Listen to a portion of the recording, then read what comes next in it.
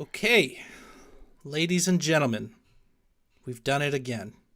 Welcome to the Great Delusioning.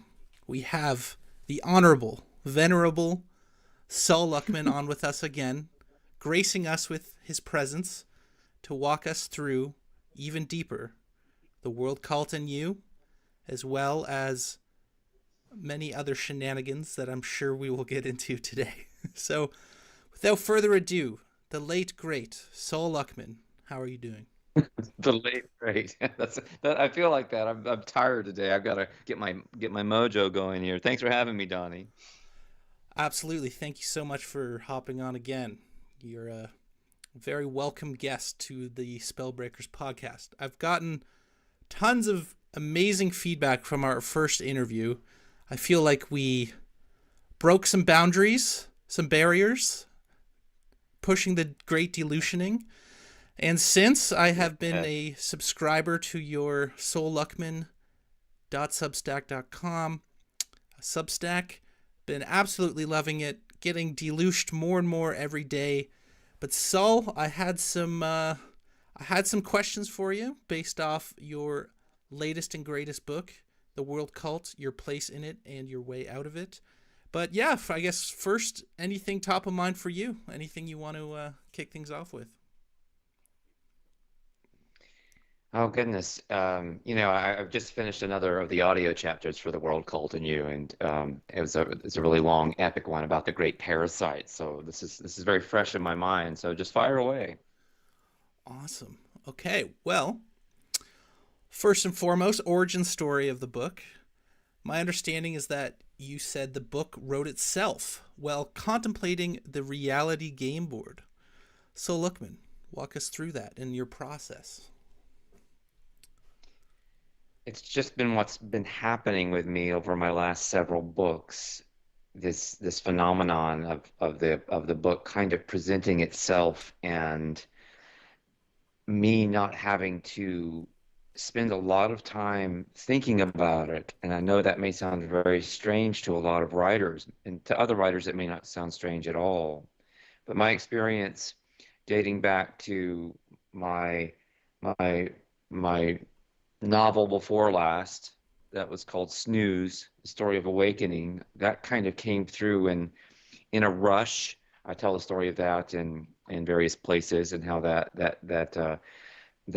plot line just kind of happened very fast, and then I just wrote it. I just went with it, and then it was even more extreme when I got to Callie the Destroyer, the follow-up novel to Snooze, when literally I downloaded the entire plot over the course of one sleepless night.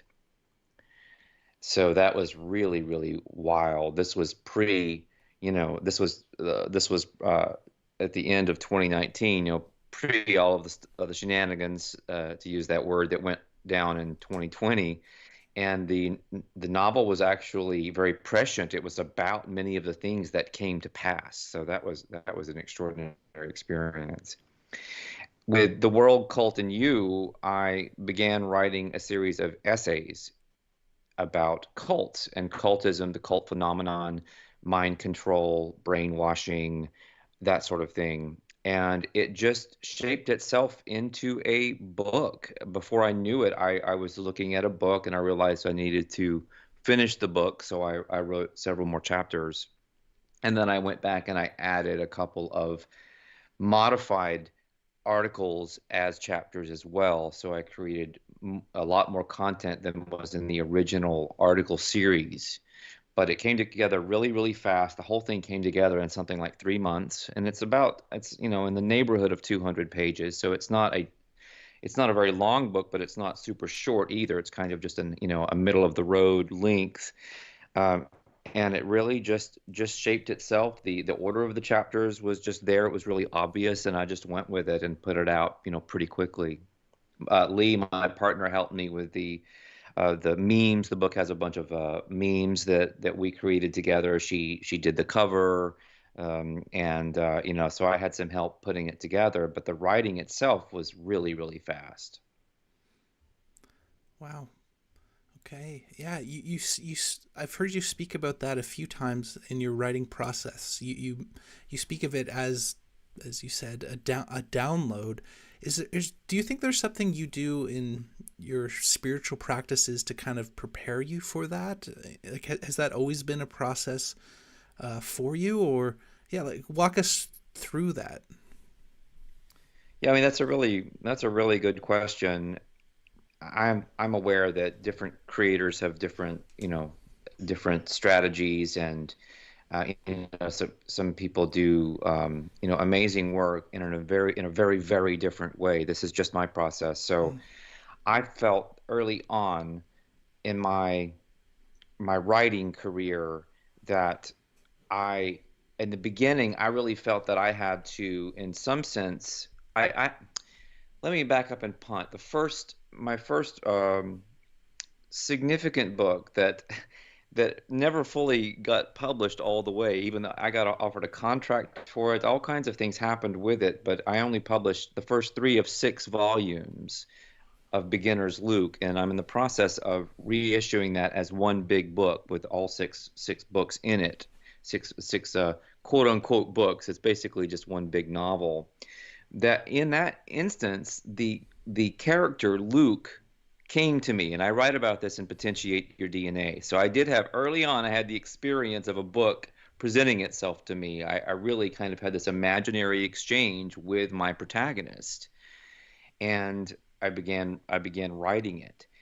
Other parts of that process though weren't as streamlined, and I felt that I was trying to connect with the material outside of myself and at times, as opposed to just letting it show up.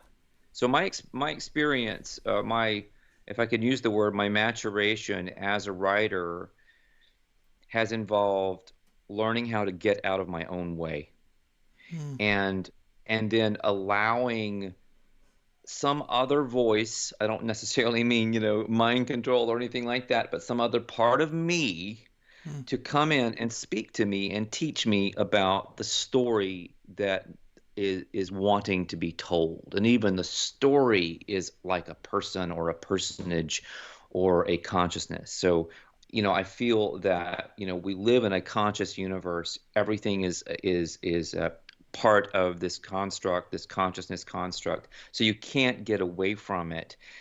And the best I can do is really just allow it to come through me. So I see myself as kind of a vessel.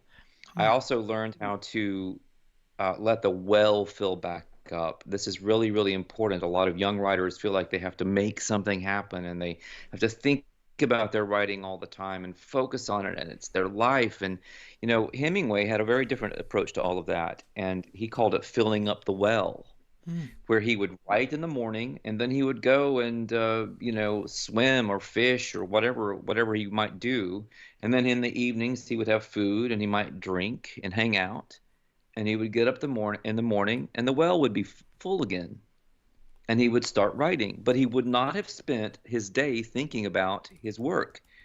That's not what he wanted to do. He didn't want to think about it.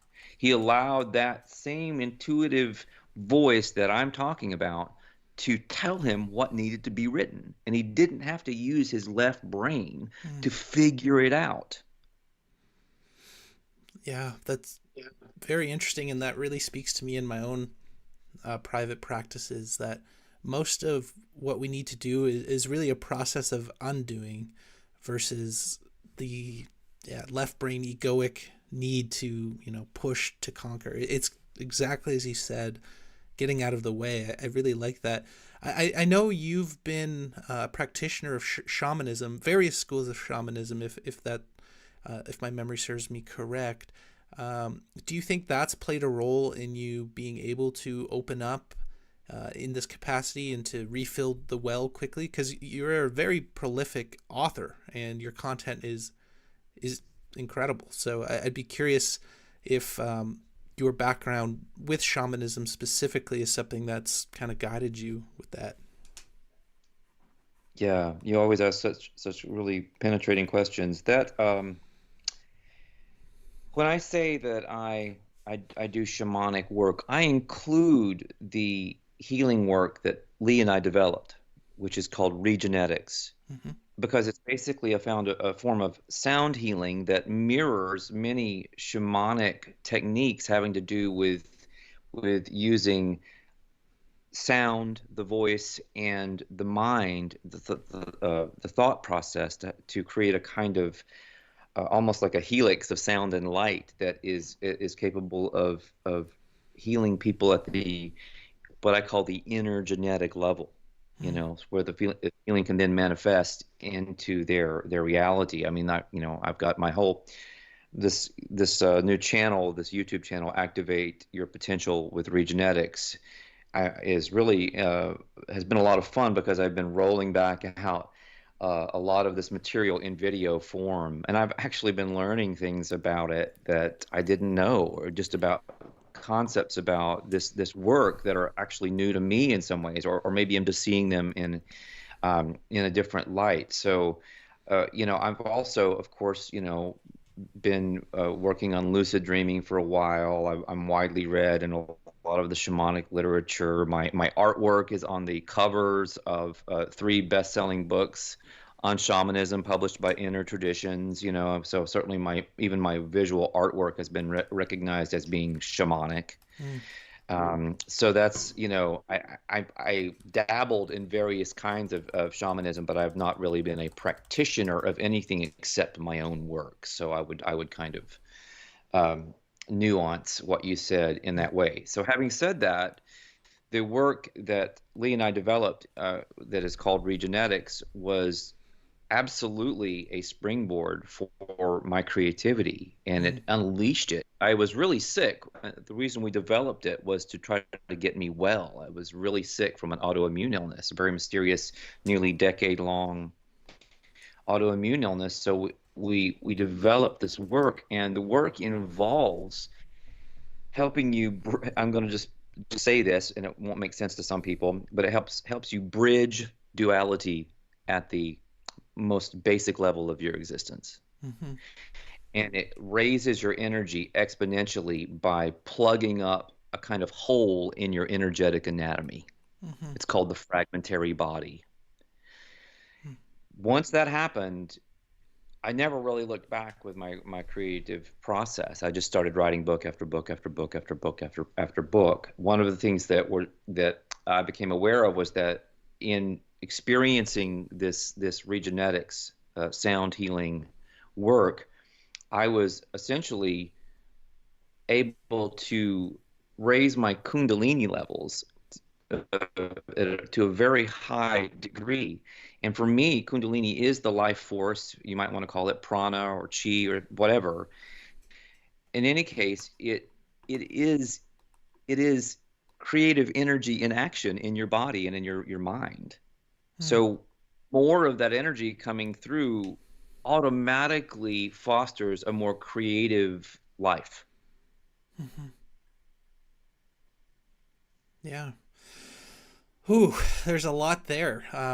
Yeah, I wanted to get into regenetics more later, but we're there now. So, Well, we uh, don't have to stay there. I oh, mean, we can yeah. always, twirl around if you had a different path, so that's fine. No, on that, maybe we can start with your take on DNA. You speak about DNA as almost bioholographic, and in based off what you had said earlier there when describing what regenetics does, I've noticed for me, past traumas, for example, create energy blockages in the body, where you don't have that kind of free flow of energy. And so would you, maybe you can speak to the DNA component in regenetics, and also the role of trauma and how regenetics addresses that. Okay, yeah, those are really deep and broad subjects. So let's just start with maybe the controversy around DNA. There's a lot of people now. I put out a video or an article, and I'll get comments like, "You know, DNA doesn't exist, don't you? You know, this is all whatever. This is crap or whatever." You know, a lot of this Tom Cowan stuff. He's been out there talking about this for a while, and linking it to the whole kind of viral question and that sort of thing.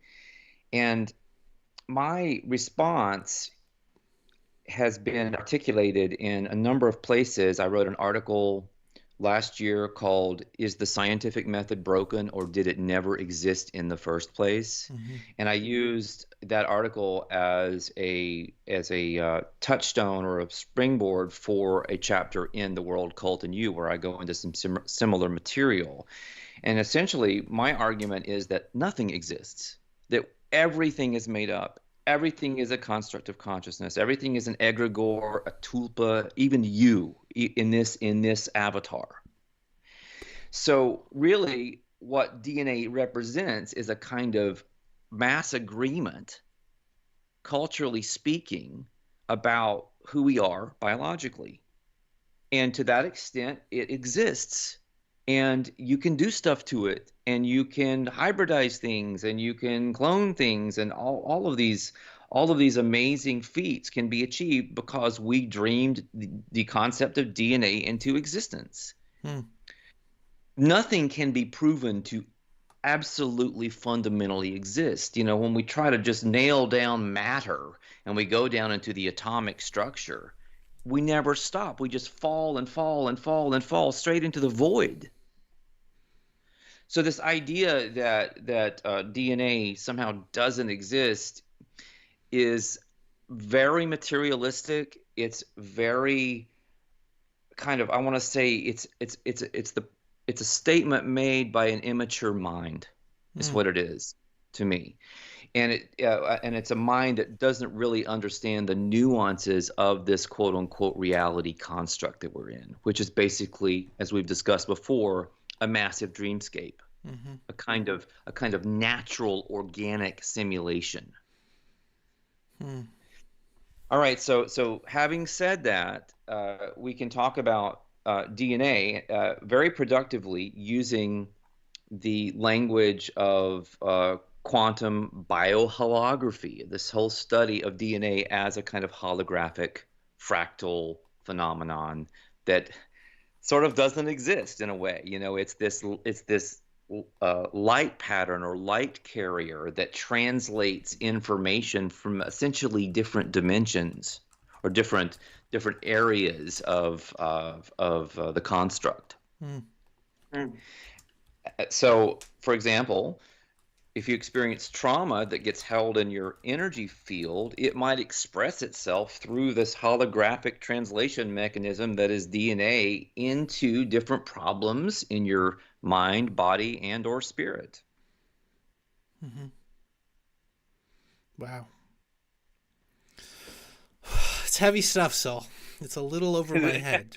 But I will say that I did see it on solluckman.substack.com, where I believe you give people the tools for them to empower themselves in retuning their DNA. Is that correct? Absolutely, absolutely. The first activation in the regenetics method is called potentiation, and it's a repatterning of your energy blueprint. And you can do that the first Sunday of every month virtually with us, and it's free. Or you can learn to do it yourself, and you can learn to do it yourself with a free trial of my Substack, for that matter.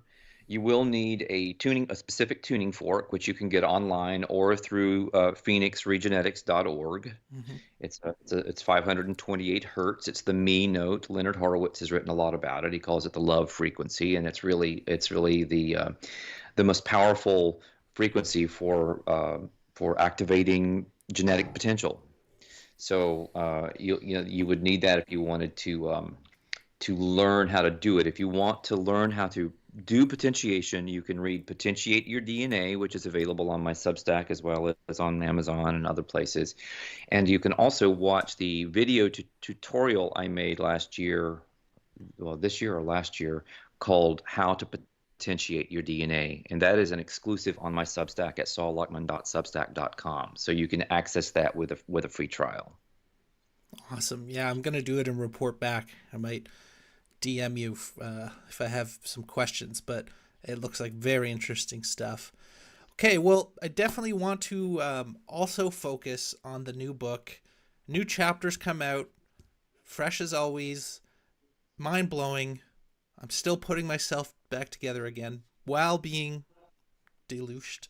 So, in The World Cult and you bring up a controversy that doomsday cults might actually be dangerous and that trauma bonding around the end of the world may actually not be a good thing.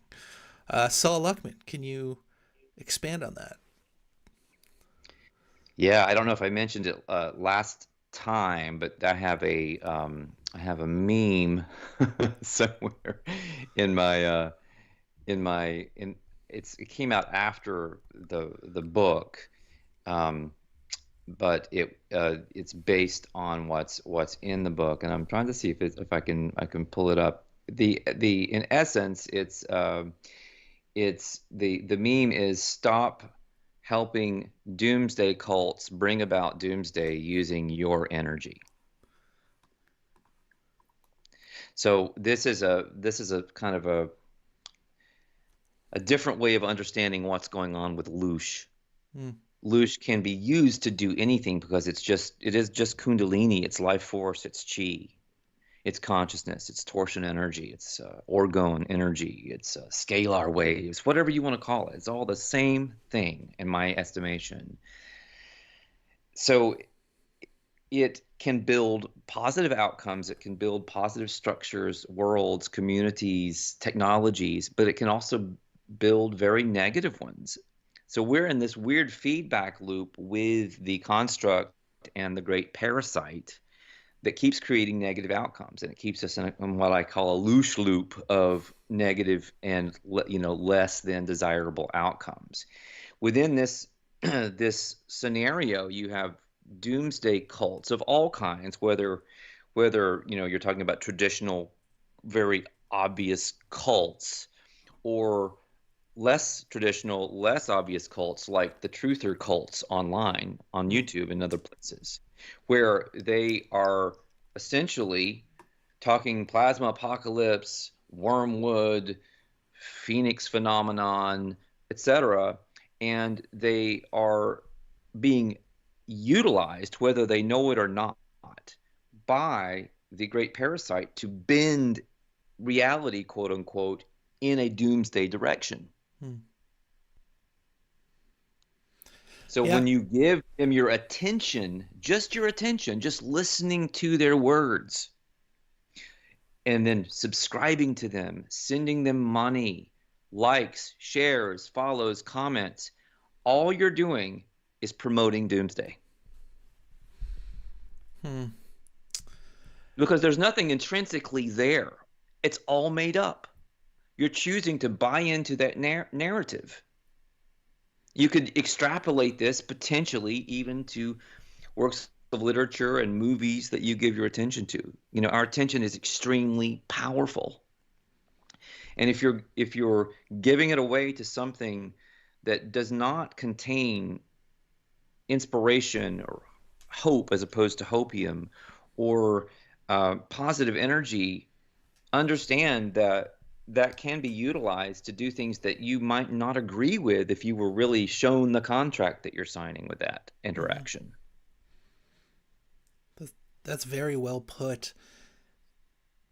However, I see there is such a reluctance to really support and dive deep in messages of empowerment. I notice even for myself on social media, if I point out a more truther related concept, you get a lot of love, you get a lot of, Yep. attention, and Absolutely. conversely, the opposite. When you speak messages of empowerment, of personal, um, you know, delusioning, it is less powerful. So there does seem to be a deep, like, psychic drive almost in humans to repeat these patterns that you're pointing out. Well, yeah, in that respect, do you think active delusioning is something that we can make cool and popular? Where do you think the gaps are with people not embracing this type of concept more? Yeah, that's a really good question. I don't know if we can, because it's a very steep hill to climb. I'll say that fear sells, and we see this over and over again in relation to this discussion. We're really talking about behaviors like very self-defeating, self-abnegating, behaviors that are a product of trauma-based mind control. I don't know any other way of putting it. Mm-hmm. It also this kind of behavior that you describe is, to me, it shows the extent to which the majority of the population are downloaded by the consciousness of the Great Parasite, and they're using its operating system, Mm-hmm. so that they're not really even thinking with their mind. So they can't see the forest for the trees. They can't see the positive. They can't see the potential that's being presented. Like all of these weird things going on in our reality constantly, and a lot of it's freaky and maybe scary, and people go with that as if that's going to solve anything or help in some way, when really I believe all of that fear is being promoted by the construct at the behest of the Great Parasite Mm. in order to wake the flock up. I think they're trying, the whole concept is that all of the anomalies and conspiracies and the fear and everything, when you step back from it, it's so unreal. It's such overkill. Yeah. It's obviously not real. That this is like bad screenplay writing. This is a bad script. It's not believable.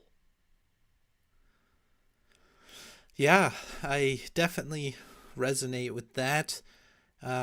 You've said a few things that I find very interesting in that respect. So we have a question in the chat. Matt Steves, he's saying, "Isn't talking about cults or even this something like this podcast not a form of loosening itself?" Sol Luckman, your thoughts on that?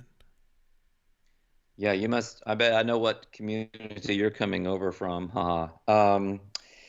Let's see. Um, Absolutely not. Emphatically 100% not. Because first of all, you have to have the desire to take that loosh and do something bad or negative with it. So that doesn't exist here. And I am bringing an empowering message for people. That is not a form of loosh. That's a form of giving energy back to people to let them do with it what they will, instead of taking it and doing what I want to do with it, Mm. which is what you see over and over again. So I don't even know how you could do the math on that question, just to be completely honest. Okay, a telling rebuke from a Luckmanian rebuke, like we all need. Having said that, if I may push back, Sal, you have spoken quite a bit about the deep cultural hypnosis that we are all under, but you have also spoken about the fact that overeducation can be a problem in relutioning, if you will. So, what I'm hearing from you is that there is very much a middle path that we have to take. Am I understanding you correctly in terms of finding the balance? Yeah, I write about that in the World Cult in You, where I talk about the process of awakening, and coming face to face with all of these conspiracies and doing the research and all of that. And I state explicitly that I'm not saying not to do these things, not to think. I'm not saying not to think critically. I'm not saying not to do the research, et cetera, et cetera, et cetera. However, I also say that there comes a time when you realize that everything that you discover through your research is basically being fed to you because you're looking for it. We are in a feedback loop that's just showing us kind of what we're believing in or choosing to believe in. I see. So you're really talking about almost like a self correcting enemy, if you will. That the more you get angry, the deeper you dig, it kind of moves and permeates around that to keep you trapped. Am I hearing you correctly? Well, not necessarily. At some point, to let you wake up. This is what people want. They love these narratives about being trapped or in a soul trap, a reincarnation trap, or other things that make it seem like we're victims of this reality. What I'm saying is that you keep feeding your research into the construct, and it keeps giving back to you what you're looking for. And then you could get interested in something else and start researching that, and then suddenly it would start feeding back to you other information based on that. And if you compare the two things you've been researching, they may be mutually exclusive. And yet you get proof for both. This is what's happening on a massive scale in the conspiracy theory community. Right. So we have this smorgasbord of contradictory bits of research, all of which have substance. They actually have evidence. The problem is that all of the substance and evidence are just fabrications of consciousness. The construct is just giving that back to you. So at some point, the only logical conclusion is that this is all in my head. And that's the wake-up moment when you can say, I'm creating. And now what do I want to create now that I'm conscious that I'm creating? So really, it's a service to us to have all of this weirdness. And I think it might be part of our own design from some higher aspect of ourselves. You know, that aspect of ourselves where we are the creator with a capital C. I think it's part of the design of this world. Right.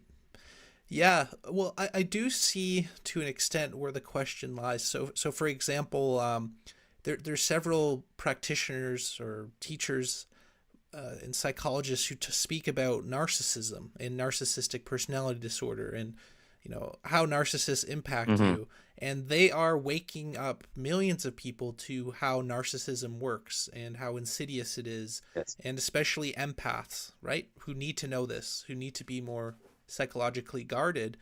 But then you see in a lot of the comments and in these groups, it is just a spiral in itself, right? You need to get in to understand these mechanisms, but at a certain point, they just keep talking about narcissism for years on end and focusing on, narcissists in society and, this guy's, and so to me, it just seems like a trap in itself. You see what I'm saying? I think I do. This is where anything can kind of, like a vehicle can be going along, and then it can, and it gets you almost to where you're trying to get, and then you get in the mud and you start spinning your wheels. I see this phenomenon quite a bit where people they're not willing to go the last mile to get to that destination, which is a point of tremendous sovereignty and freedom and creativity. And that is not the narcissistic moment, but it's the solipsistic moment. When you totally realize that you are creating what you're perceiving, and that you're participating in group creations where various people are perceiving the same thing, et cetera, where you cannot not do that.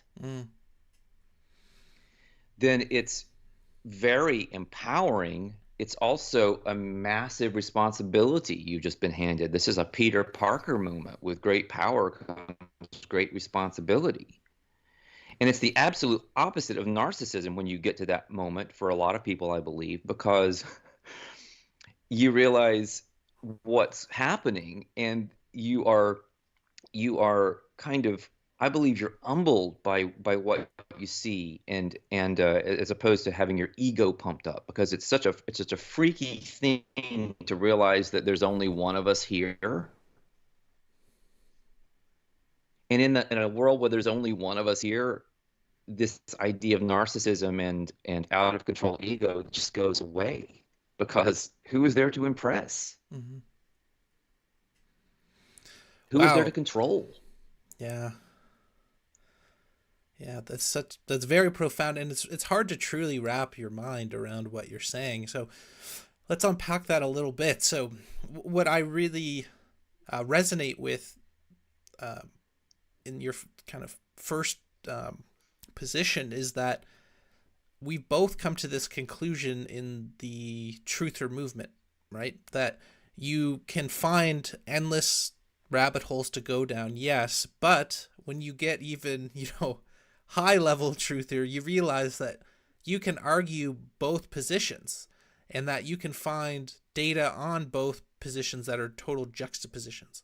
And when you hit that, you can come to the conclusion of one side has to be wrong, I have to be right, disinfo, shill, which creates polarization, but you're taking a far more deeper and consciousness centric position. You're saying that that is evidence that A, the scientific method as we know it is bunk, but B, this is essentially a choose your own adventure, a simulated collective dream. Am I hearing you correctly? Yeah, you said it beautifully. That's very, very close to how I understand it.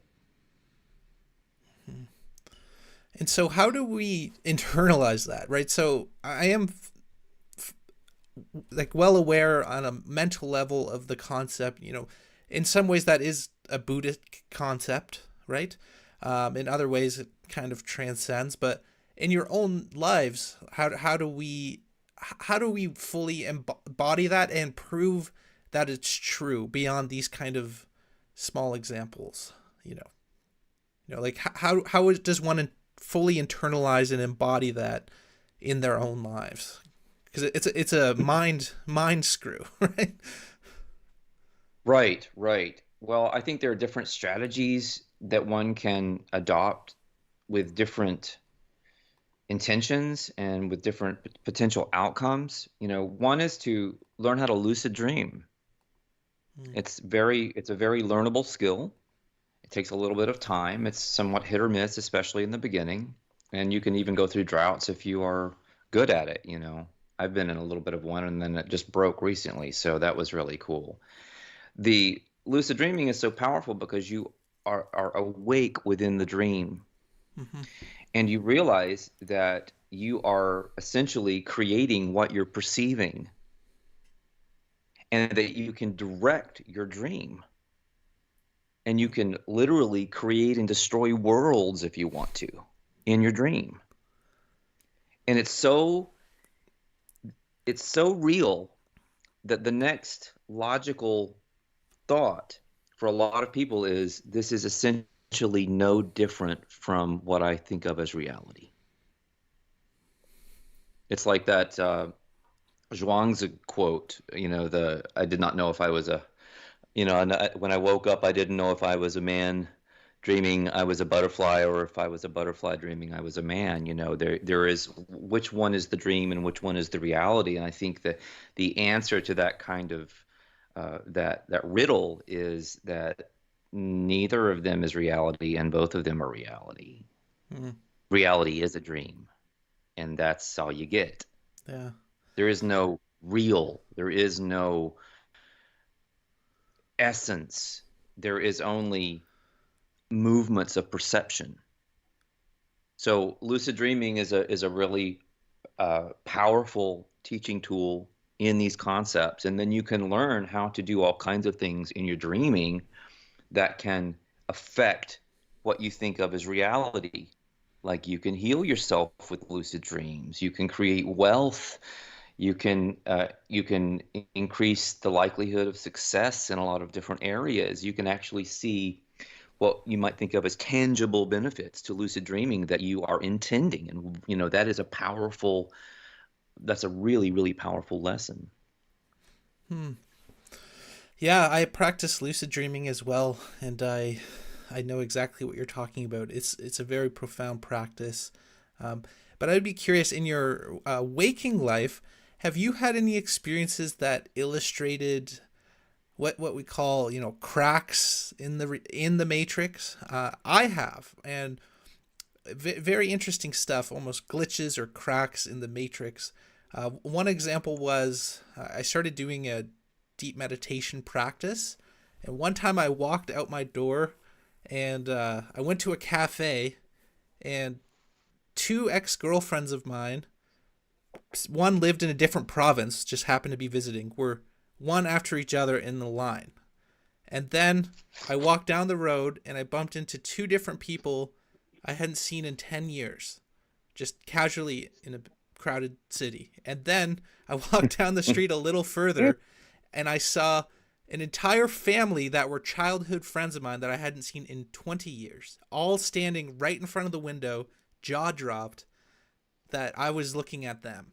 And then the next morning, I get on the subway and I'm standing at the subway, and one of the guys from the family, doors open, he's standing right there in rush hour traffic. We looked at each other, we didn't even say a word for like 2 minutes. We're just jaw dropped. He was blown away, I was blown away. And so a lot of people have these types of experiences about in their waking life, seeing those little cracks or glitches in the matrix, as they say. Are these things that you've experienced that have kind of informed your current positions? Oh yeah, I mean all my life I've had extraordinary serendipities. I've been a walking serendipity magnet. It's just unbelievable the stuff that's happened to me. I When I was studying abroad, my junior year of college, I was in Europe, and I was going to visit a friend who was in Bologna, and I was in Florence. I had arrived in Florence. I'd traveled from France, and I had no way of contacting her. This was pre-internet, cell phone, all that. We're talking, 1980s here. And I decided I'm going to go anyway. I'm going to go to Bologna. If nothing else, I'm going to go eat some good food, and then, figure out what to do. And so the train pulls in, and I'm standing there with my backpack on, and she literally gets off the train in front of me. We haven't spoken in like 8 months. Wow. Another time, I'm thinking of some friends. Also, this is the same year. This is all in the same year. I'm thinking of some friends. I'm in Brindisi, Italy, getting ready to take the boat over to Corfu, Greece.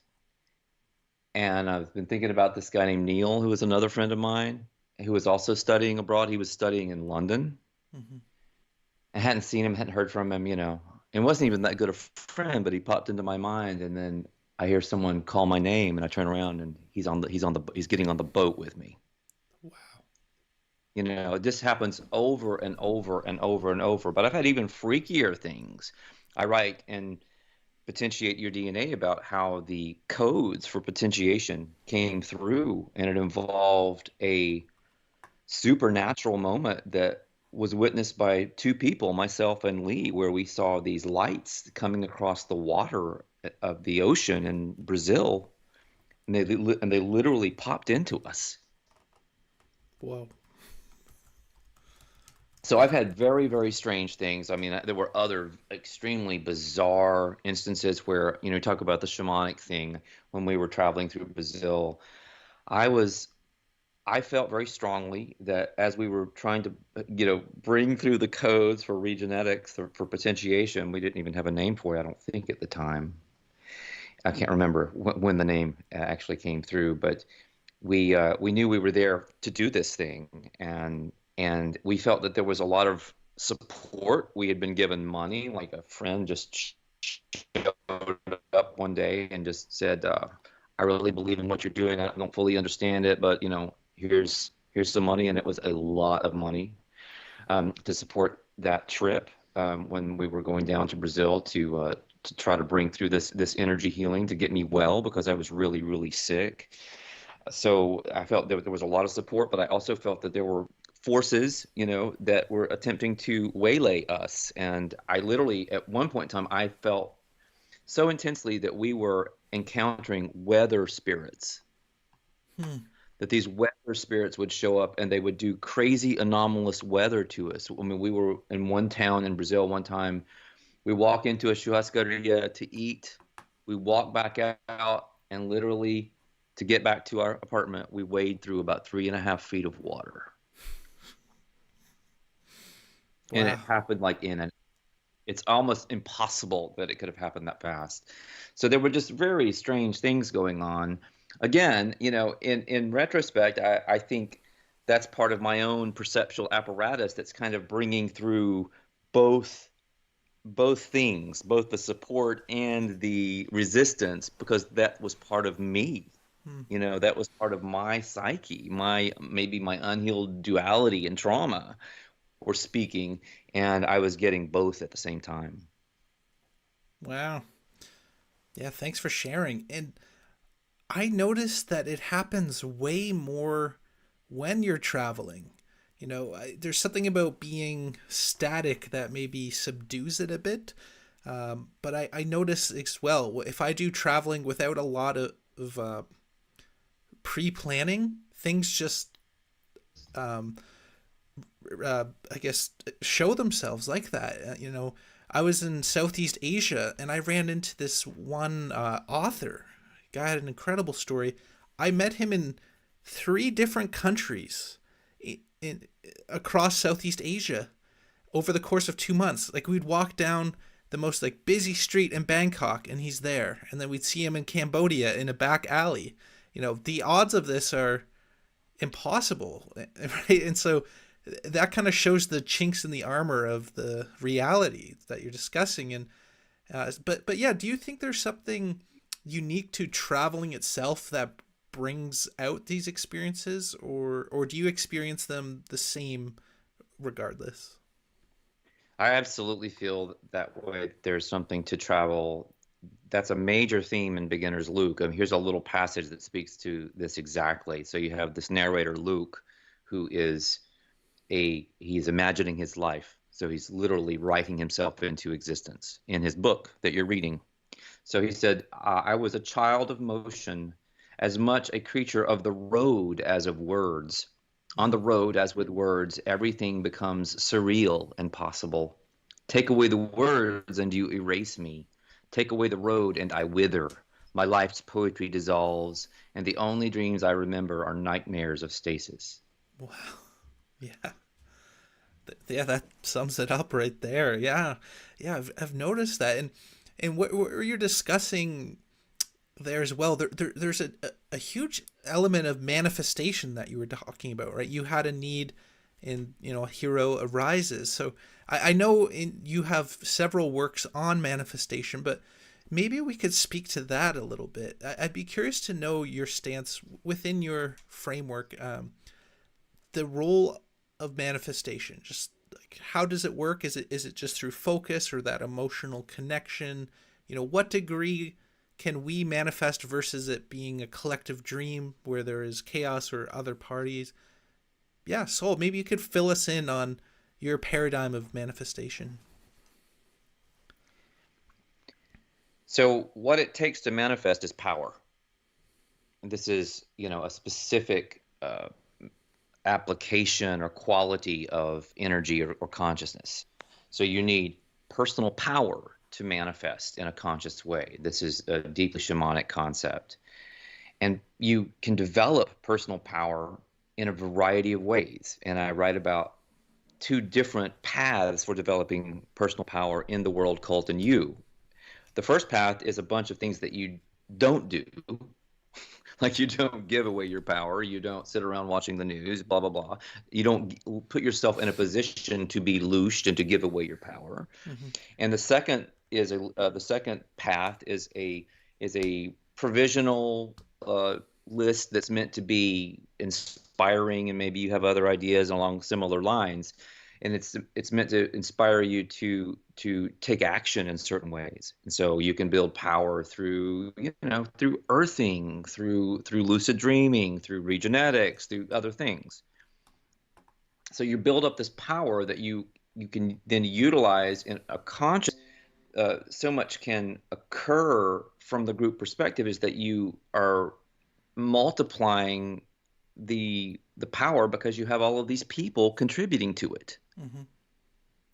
So the real challenge as an individual is to become strong enough to create your own little world within the world, and to ultimately exit the world when you're ready in a conscious way, to utilize your power to literally leave the simulation with your consciousness intact. That's the game. When people ask me if we're living in a kind of game, if this is a game board, which is a metaphor that I use in the World Cult and You, how do you win it? And that's how you win. You consciously exit it with your awareness intact. Wow. That's incredible. Do you experience states of consciousness? Like, is that through meditation? Like, have you experienced a realm of consciousness beyond this simulation? I think people do it every night when they dream. You're in a different simulation when you're dreaming. You're in a different quote unquote reality. So it's very common to experience this. And I don't think one needs meditation to do that at all. I've never had a lot of success with meditation.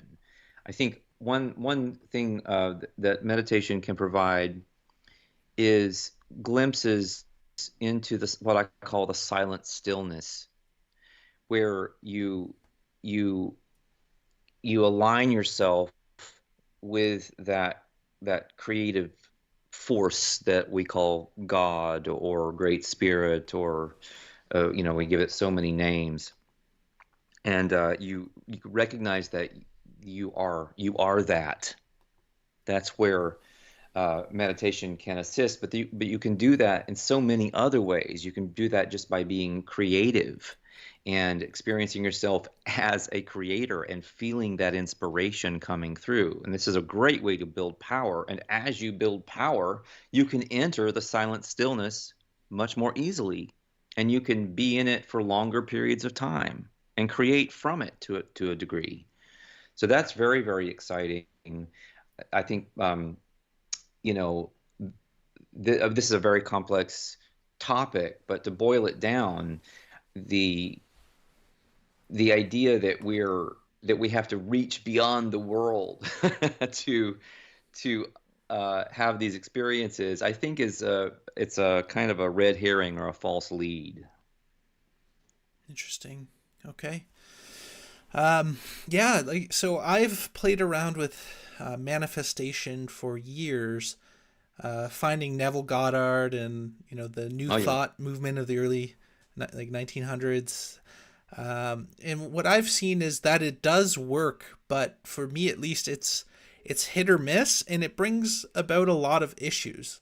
One, often egoically, I believe we think we want things that we don't really want, and that can impact our actual intent.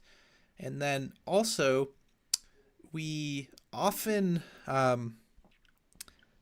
what's the right way to say it? Well, it's harder. How should I phrase it? Yeah, well, we could maybe start there. Like, egoically, we often think we want things that might not be of our divine, our deeper essence, soul essence. And also, it can be hard to there has to be an alignment, right? I've recently interviewed some people who have laid out quite a case for black magic being the case and being practiced and being effective, right? Where it seems with manifestation, you have to have almost like a triple win. Like, you have to gain, but it also has to have somebody else kind of manifest their desire in that moment, and everybody gain at the same time. So do you have any thoughts on that in terms of the limitations and the kind of requirements necessary to really bring these things forward? Is it simply a matter of personal power, or do more things have to align as well? Well, it begins and ends with power, and that includes your personal power. And if you're looking at changing something in the world, then you are interacting with other power grids, other egregores, other tulpas, other forms of consciousness that may or may not be in alignment with what you're trying to create. So I also don't think there is a positive or negative to power, meaning it can be used for quote unquote good and quote unquote bad things. It's just which direction you apply it. So what I would say about manifestation in relation to this overall discussion is that it's related to where we started our discussion this evening, having to do with this this notion of getting out of your own way and allowing things to manifest organically or naturally through you. It has to do with releasing some of the more controlling aspects of the ego and entering into more of a flow state with this dreamlike reality. And for example, if you're in a dream, and even when you're lucid dreaming, if you try too hard to create something, you're forcing it, and you'll usually wake up and fall, or at least fall out of the lucidity. Right. So that there's a lesson in that you actually do need to relax, de-stress, de-loosh, etc., even as you are, powering yourself up. And this brings into question for me, what is manifestation? Is manifestation always getting what you want? I don't think it is. I think this is another false definition of a phenomenon. Manifestation is getting essentially what the wiser part of you knows that you need. Okay. This idea that you manifest and you get exactly what you want it's very narcissistic. It's very egotistical. It's arrogant. It's childish. And it's usually pretty destructive, actually, because it can put on some major blinders, and it can blind you to the small miracles that may be occurring all around you as you pursue this kind of, myopic vision of what you want to create, as opposed to allowing it to organically come about and lending your power to that organic process. Much more of a flow state here. The more I spend time with these concepts, and the older I get, the more I feel that we really can't take credit for a lot. That things happen through us even when we think we're doing them, and yet we're also creating. That's why I coined this way of expressing it as we are the creator, we are the created creating. Wow. Yeah. Kind of like the horse, you kind of bite your own tail. You're the alpha and the omega of your experience, and so you're on both sides of it. It's the paradox of existence.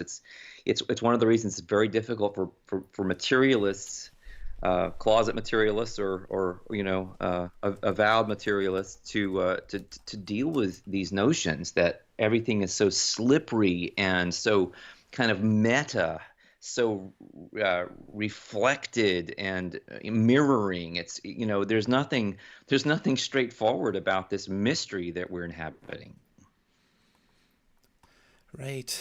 Yeah, and what really spoke to me when you're saying you have to be in that flow state and not care too much. I heard a story of a lady who found the secret in manifestation techniques, and apparently for 2 years she did nothing but hyper focus on winning the lottery. And apparently after 2 years she won like $70 million.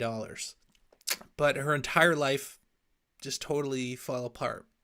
People betrayed her, everybody messed her up, tried to take advantage of her, and her life was horrible, as actually many lottery winners are. But maybe that does that speak to what you're saying, in that, sure, with enough focus and intent you can bring something forward, but if there's that force behind it, it won't end up well for you.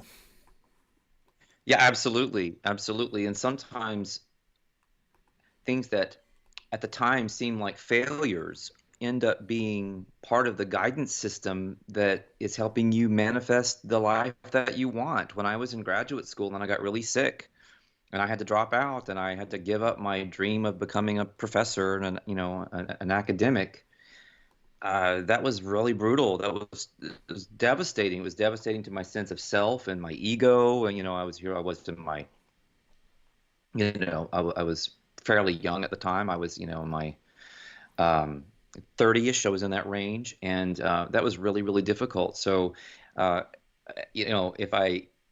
if I had stayed in that mindset, it would be difficult to see what an opportunity that presented for me to completely begin thinking and experiencing outside the box. It's when I began to think about energy and DNA and intergenetics and all of this other stuff that never would have occurred to me if I had been in that thought prism of academics. Hmm. Yeah, and maybe there's a self-correcting mechanism there, right? If you're really self-identified with the ego and have, egoic desires of, I want $5 million, or I want to be famous or something, you're not really connecting to your, what have you, spirit, higher self, whatever you want to call it, to really bring that forth. So it seems like it's almost like a protection mechanism there in a way. Oh, I'm glad you said that because I had made a kind of mental note to go there, and then it kind of skipped me.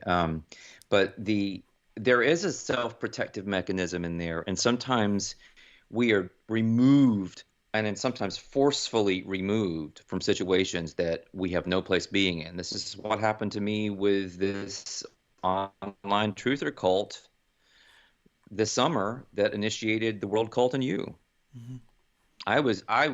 Somebody hit the ejector seat on me from that whole situation.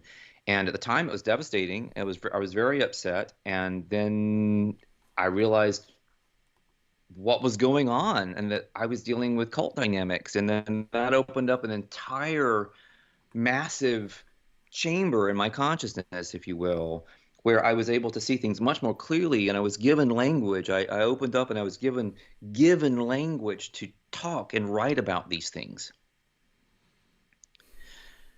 One of the problems with the whole cult phenomenon, and this is something that Max Morris and I have talked about in some of our interviews, is that it's so this idea that everything is trafficking in society. That's what society is.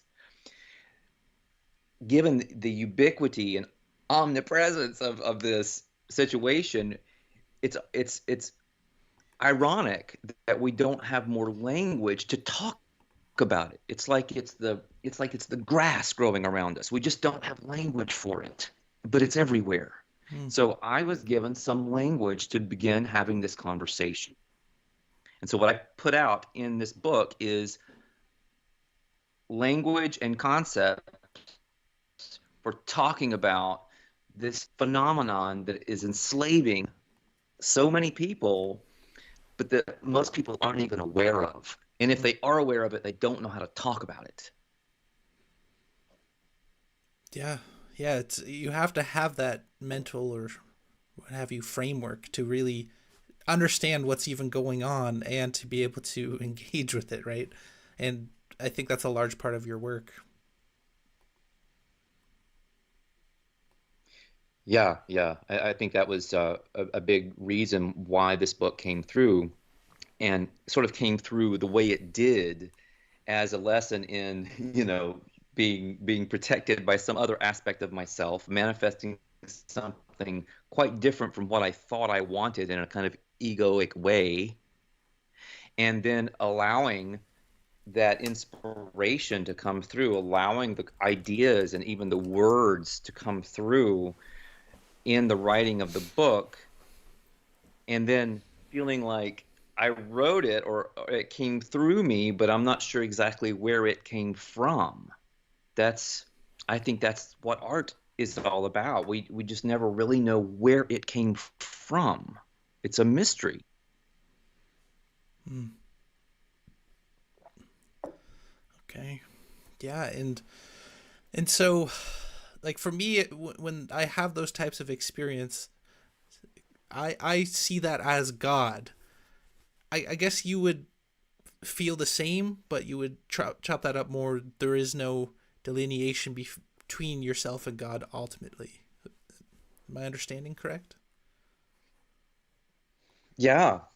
I mean, even if you think about the scientific notion of the Big Bang, which I know people in the truther community or, just reject almost across the board. And I don't accept or reject it because I think it's another story that we've told ourselves. So some people believe the story and some people don't. That's fine. But even in this hyper materialistic story that is sort of designed to make people feel insignificant and super temporary and unimportant, little specks in the cosmos, the whole notion of the Big Bang coming from nothingness is a story of the ultimate unity of creation, where there is only one thing, which is Right. not really a thing at all, of course, but it's just a unity. It's what I call the silent stillness. And so, even in our most materialistic narratives, we can't escape the idea that if you trace everything back to its origin, we all end up as part of the same consciousness. Mm, that's really deep, man. I'm gonna have to think on that for a while. It's Sol Luckman's always dropping these bombs, people. He it takes a while to really wrap your mind around what you're saying. I can imagine it to be true. I've seen things point in that direction, but fully embodying it, I think, at least for me, is the struggle. But where are you at now? So I know you've deprogrammed from all cults, big and small. You talk about that quite a bit in your book as well. But do you still play around with, like, do you still look into things? Gematria, Tartaria, Mandela effect. I heard from a birdie that you might be, or at one time were fairly interested in cryptozoology. So are you still engaging in these types of topics just without getting hooked and sucked in, or are you just kind of taking a step back from that entire life? Well, the one item that you just listed that I would consider to be rather different from the other items is the Mandela effect. Mm, The Mandela effect to me is just how the construct operates. It can rewrite itself. It can rewrite itself forward and backward. It can use predictive programming. It can use, you know, anything to disappear things from history, to add things in, to create different future outcomes, to create different memories, downloads. All of it is part of the way this construct works. So I'm very interested in the Mandela effect as part of a larger exploration of how this consciousness construct, this dreamscape, how it functions. okay. The other things, like I could care less about Tartaria or the ice wall or any of that. I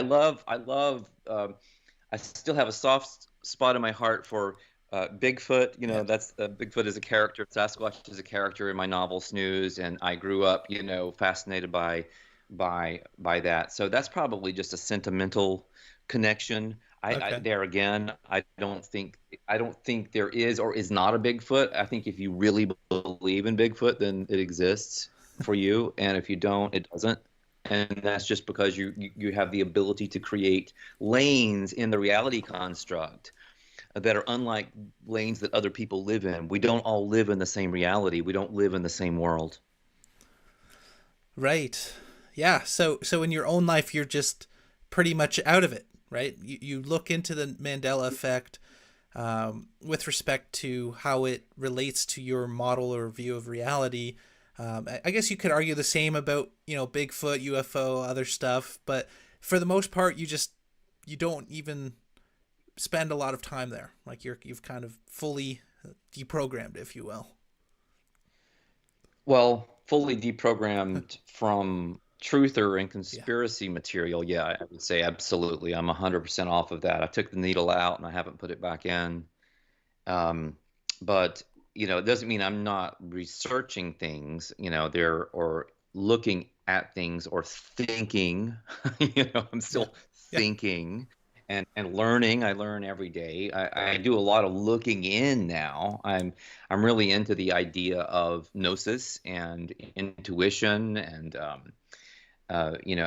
feeling the truth, if I could use that word, of certain things, the truth or falsehood. I mean, again, those are such relative terms in a construct where everything is a fabrication. But if something resonates, that's important to me. And it doesn't really matter what people think about it or even what the evidence is if it really resonates, because I'm feeling, I'm being given some kind of sign or signal that I should pay attention to it at the very least. I don't always know what I'm supposed to get out of it, but I will pay attention to it if I get that. And so that's using a process of kind of inner gnosis to connect with other data, other information that might be presenting itself to me. And then obviously, if one is out there using social media or, which I'm doing and promoting what my work, obviously you are not outside the cult in those activities. The social media is one of the biggest cults in the history of the world. Hmm. So what I've focused on is building my personal power, staying focused on the things that help me do that. And when I have to enter the matrix, if you will, being really on my guard about it, and not in a paranoid way, but just really guarding my energy. And if I encounter material or people that I realize are potential looshers and they're everywhere, then I will not engage that situation. Yeah. Yeah. And you develop a sensitivity to it. For me, I've never been on a anti, violence crusade or been a Puritan. But for me, even a lot of movies I watch now, I just find so dark and like just gratuitous, and I just got to turn it off. I feel that it's just putting me in a bad headspace very quickly. And have you Mm. noticed that's the same? Just in like general sensitivity to things, the more you kind of deprogram. Yes, I felt I feel like there have been phases for me in that, like when when I was when I felt like I had been loosed and I felt that I had less power than I do now, I was more susceptible to that. So I think that, power is its own insulation in some ways, its own protection, its own armor. Maybe that's the armor of God. I don't know. Um, but the, if you think about the messages that are coming through in our mainstream uh, media and our movies and books and that kind of thing. Yeah, most of the time it's really dark, or it's perverse and twisted in one way or another. And this is not an ethical judgment. It's a power judgment. You can just feel what it's doing to you or trying to do to you as you watch it. Yeah. And there's not really a redeeming quality. And you're not given there's no denouement and resolution that leads you to think about things in a potentially powerful way,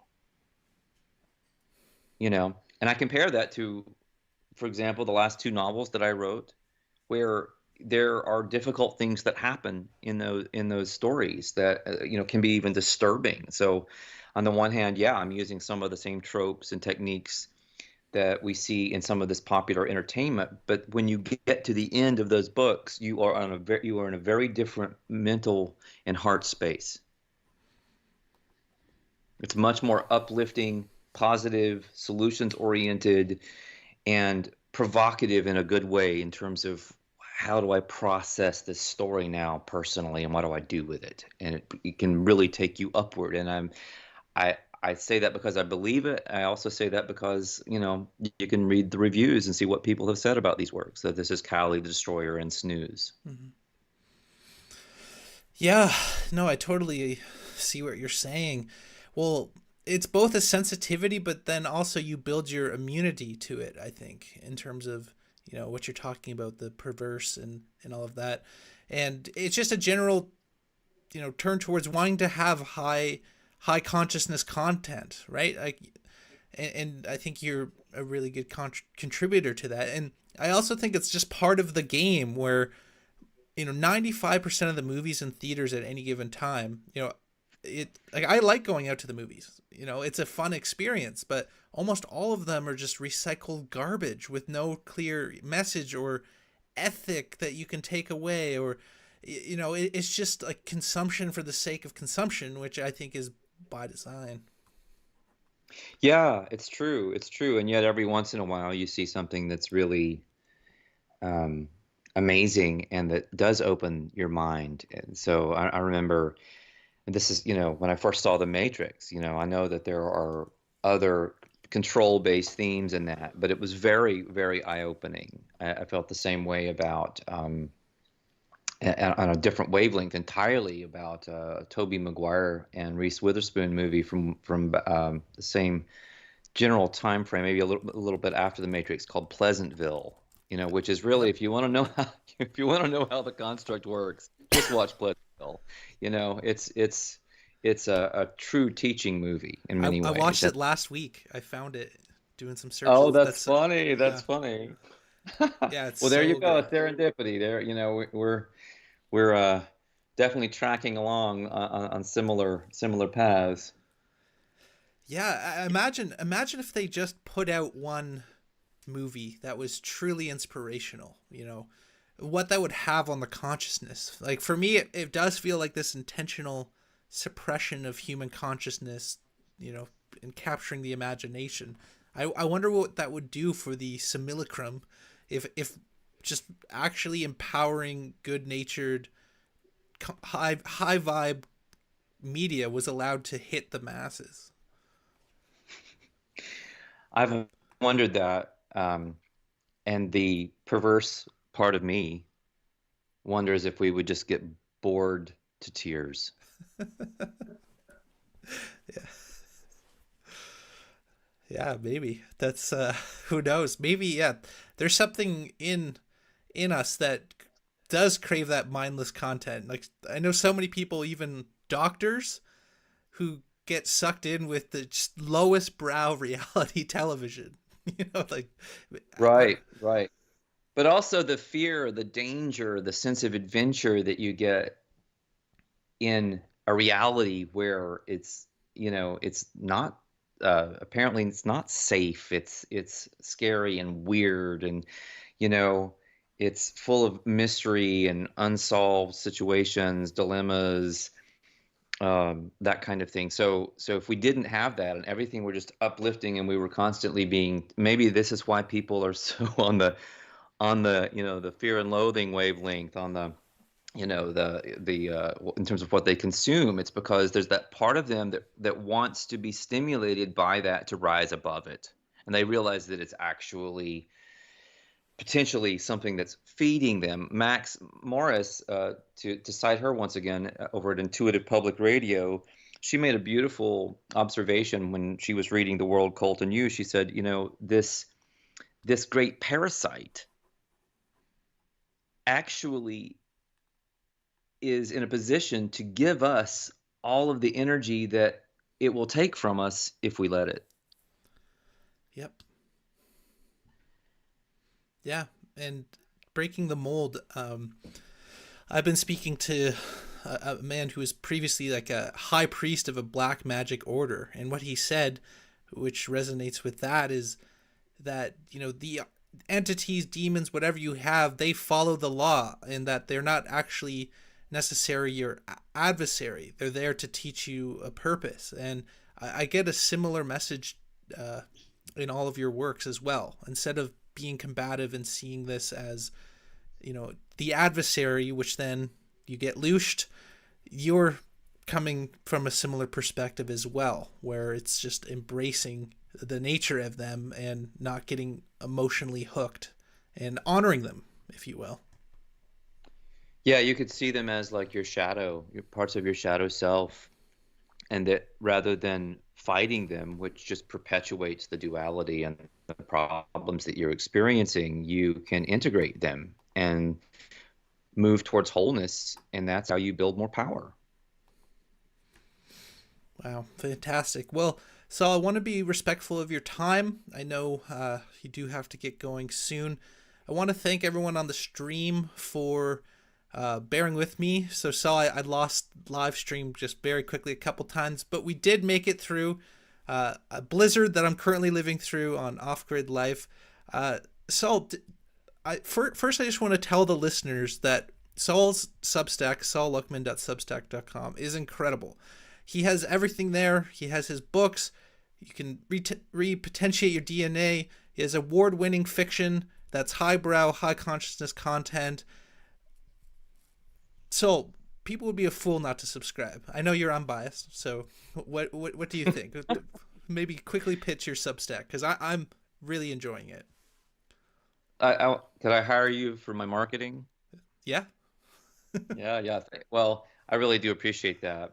I mean, I put a lot of work into it. I mean, a lot of play as well. So for me, it's a labor of love. If people go there and like what they see, they can do a free trial, and then, you know, the next step would be to go beyond that. But you can have 7 days back in there, experiencing quite a bit of exclusive and premium content. So I hope you like it. Great. Yeah, everybody, if you want to be delooshed, entertained, and healing at the DNA level, solluckman.substack.com. Anything you want to leave the audience with, Sol? Anything top of mind for you? Well, I wish you well in the blizzard. I hope that, you know, your power doesn't go out, or you say you're off grid. So I assume you're prepared for whatever might happen. So anyway, best of luck with that. Thanks. And I really appreciate you having me back on. This was a nice follow-up, very different energy from our first chat. So I was happy to be able to kind of get my thoughts together and get my energy up a little bit. Coffee helped. Nice. So yeah.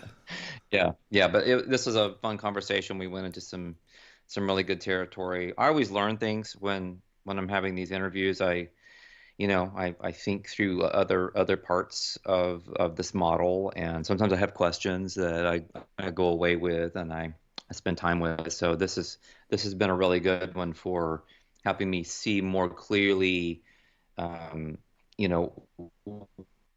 what I'm saying and maybe how I want to unpack what I'm saying in some new ways. Awesome. Well, yeah, thanks for joining us. And guys, thanks for tuning in. Yeah, I'm just going to close down the stream, Sol, and I'll say a quick goodbye. Okay, thanks, everybody. All righty.